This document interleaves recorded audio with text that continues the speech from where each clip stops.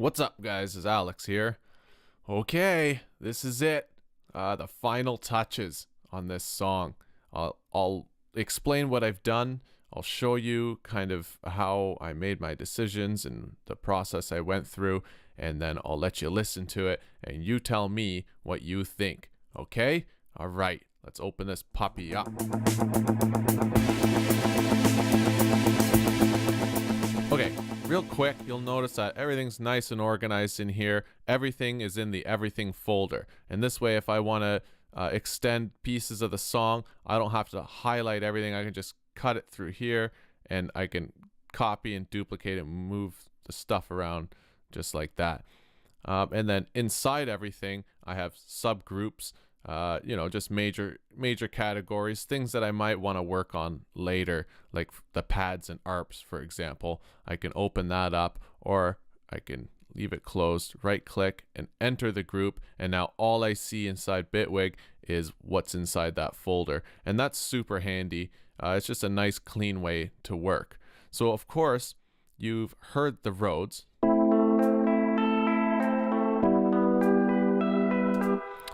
Right. The only thing I did different to that was I put a multi-band effects on it, which is basically just a rotary cabinet to kind of emulate the Leslie cabinet. If you don't know what that is, it's a famous speaker cabinet that literally has speakers that spin around inside it, and then you put a microphone at one point and it gives you that kind of warbling sound. Okay, so that's all I really did with the Rhodes. I added 2 xylophones here. Which are pretty neat. I just basically went into the Bitwig, went into presets, typed in xylophone, and something came up and I used it. And I copied those chords here and here. I made 2 tracks. And you'll notice on the pan, I put a dual pan there and I put an LFO that's modulating so it kind of jumps back and forth between speakers. Let's have a listen.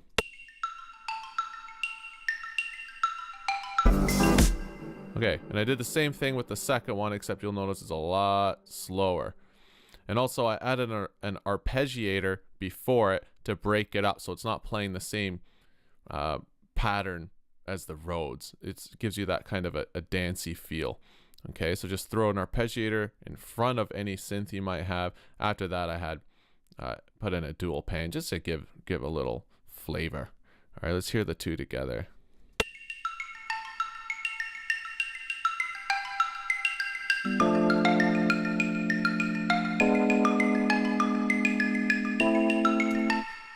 Okay.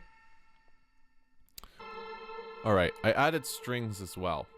And the strings are just playing the same chords as the Rhodes, but the Rhodes doesn't hold its chords as long as the strings were, plus the strings are at a higher octave than the Rhodes. I also took just this first chord here and I recorded it, like I bounced it with a lot of reverb and then flipped it using that. And then I put it right in front, so now you can hear what that sounds like.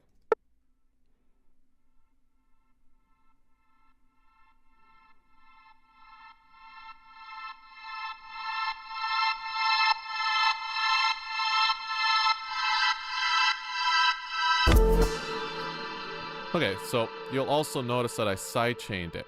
And if you should watch the video I made on sidechaining, I basically just used the tool, added a sidechain, and there you have it. I have a dummy sidechain inside the. Let me go back and just show you. Drums. There's the dummy sidechain. It's muted, and I even made it gray so that I knew to avoid it. And it's basically just a kick drum, 4 on the floor, 1 on every quarter note, and then you can't hear it. Like I can turn this all the way down. And so that way, when I'm in my pad, where are we here? To sidechain it, I can sidechain it to the pre of that kick drum. And by pre, they mean pre-channel fader. So no matter what I do, if I mute it or do that, it's still going to get that signal. And I basically just played around with the attack and release times and got that. Also, I have chorus. I added a little chorus on there. A couple interesting things happening here. I used an LFO to modulate the time and a few other little things in there, just so that it wasn't so straight, so that the strings would sound like they had a little bit of movement. See, they sound like they detune a little bit almost, and that's kind of groovy. That's just what I want. I added in some white noise, believe it or not, and I'm gonna turn it down and I'll solo it. And I also added a sidechain to the white noise, and I EQ'd it so that I'm not getting, because white noise is like every frequency all the time, and I don't want that. I EQ'd it out just what I wanted to hear. Added a little chorus, of course, some pretty aggressive chorus, full mix, and of course a dummy sidechain. Nothing fancy, it's just a little bit of air on top of the song. Okay? And that's basically all I did for the pads and arps. Guitars, I took this solo and I broke it up a little bit here because there's some groovy bits in there. And let's see what I did. Well, these are the guitar effects that I have on all the other tracks, because I duplicated it, right? And I chopped it up a little bit. And then inside here, I added a delay. Let's open that up. A delay. And inside there is the blur. And I just have a tool, an LFO on a tool, modifying, I believe, the pan. Yeah. So just the pan. I even have another tool here because I plan to use it to automate the volume of that stuff. Okay. And then you'll notice down here, I actually automated the channel pan so that it kind of moves through. So while this one's panning left and right, it's kind of panning left and right on this major pan track, if that makes any sense. And then it just gives the guitar some nice movement. It's not always in the center, and it gives you that nice stereo image. Let's have a listen to that.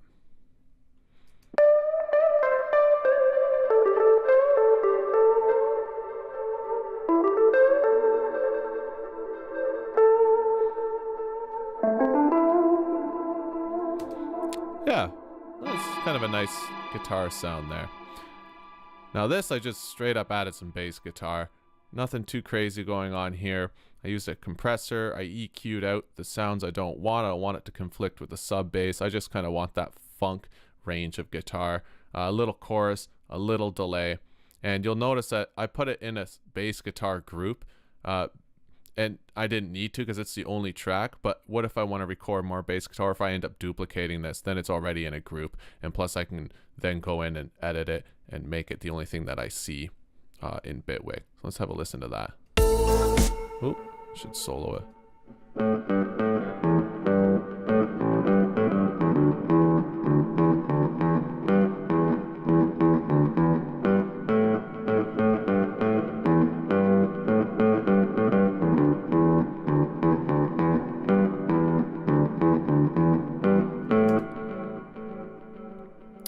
Yeah, you can hear those ridiculous delay tails.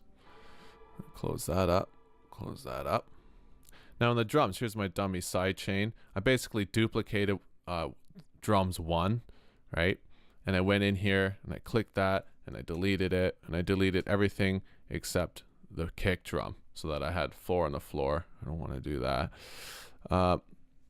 And then I just colored it gray, muted it, brought the channel fader down, and now anytime I want to sidechain something in my song at a quarter note beat, it'll be using this. And because if I use this regular drums, then I'm also sidechaining it to the hi-hat and the snare, and that doesn't work out so well.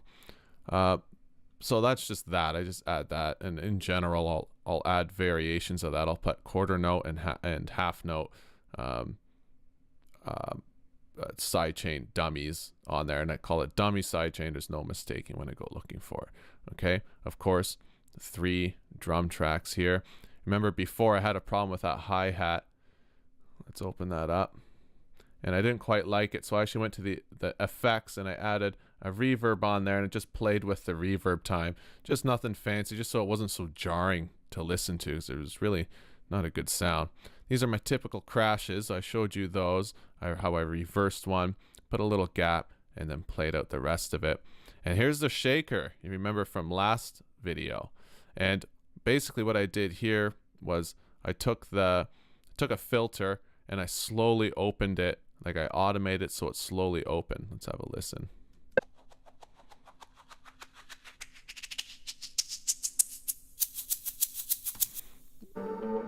Yeah, and it just helps to kind of bring in this chorus bit, the main hook of the song there. And nothing fancy. One thing I will say though, if you're going to bring in a sample, especially like a shaker or something like that, I'm going to open up the info. When you do it, click it and then change it to stretch HD and then play with the different grain sizes to see which one is conforming the clip better to your tempo, because this was supposed to be 125 BPM and I'm making it play at 100 BPM, so it's slowing it down, and naturally you're gonna hear some artifacts, some kind of crappiness in there. But I found when I switched it to stretch HD and I put the grain size to the center here, it worked out pretty great, and it sounds good, and that was good enough for me. Here's the sub bass we made last time. The only thing I did do was I added this gap. And actually, I added a gap in everything except I think the rise and the guitar. Let's check that out. Oh yeah, I left the bass in there and the guitar. But everything else, no, I actually even left those. But I created this little gap, and I'll show you that in a second here. And it's just like a kind of a groove technique that I'll often do. Okay, so definitely in need of some serious mixing.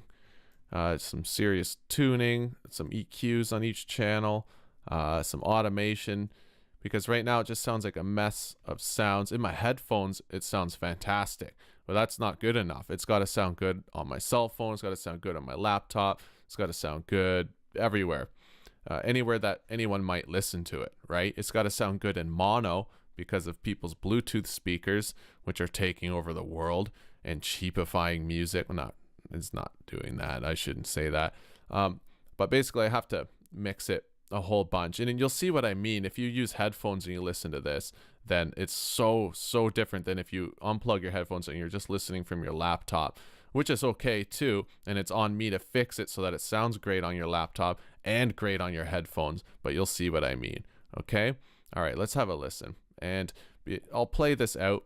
Before I go, I just want to say, please subscribe. I really appreciate that.